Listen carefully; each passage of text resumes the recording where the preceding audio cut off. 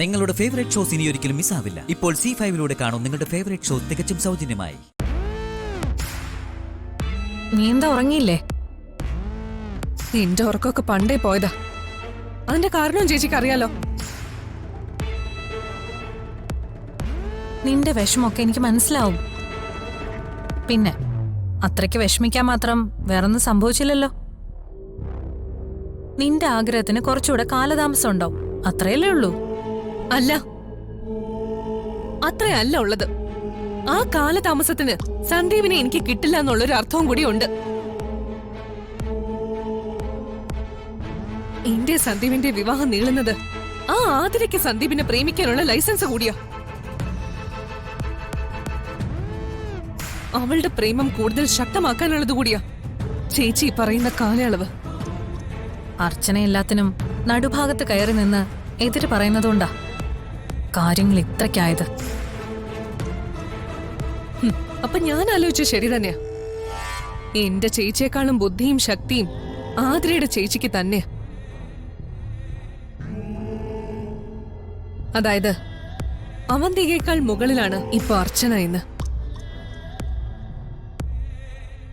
എന്റെ ചേച്ചി അവളെ നന്നായി പേടിച്ചു തുടങ്ങി എന്നൊരു മുന്നറിയിപ്പ് കൂടി ഉണ്ടതില്.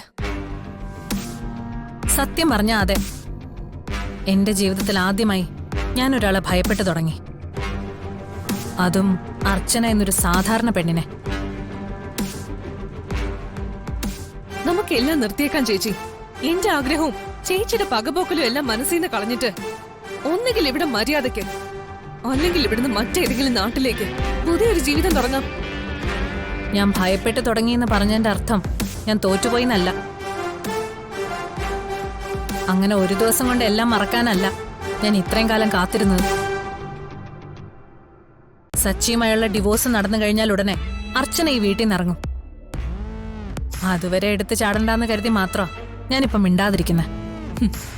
ചേച്ചി ഇത് എന്തറിഞ്ഞിട്ടാ ഈ സംസാരിക്കുന്നെ? സച്ചിയേട്ടനും അർച്ചന ഇപ്പൊ ഈ വീട്ടിലില്ല. അവര് രണ്ടുപേരും കൂടി പുറത്തുപോയി. അവരുടെ പോക്ക് കണ്ടിട്ടും അവരൊരിക്കലും ഡിവോഴ്സ് ആവുന്നൊന്നും എനിക്ക് തോന്നുന്നില്ല.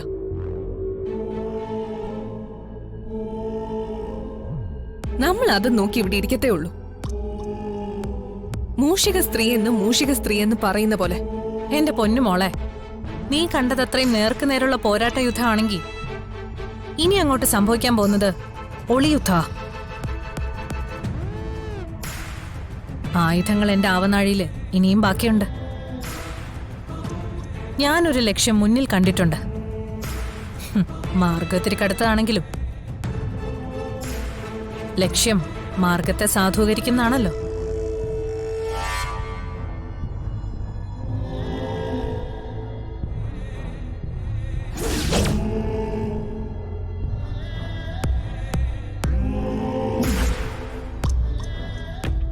നീ ഇതെങ്ങോട്ട് എത്ര രാവിലെ?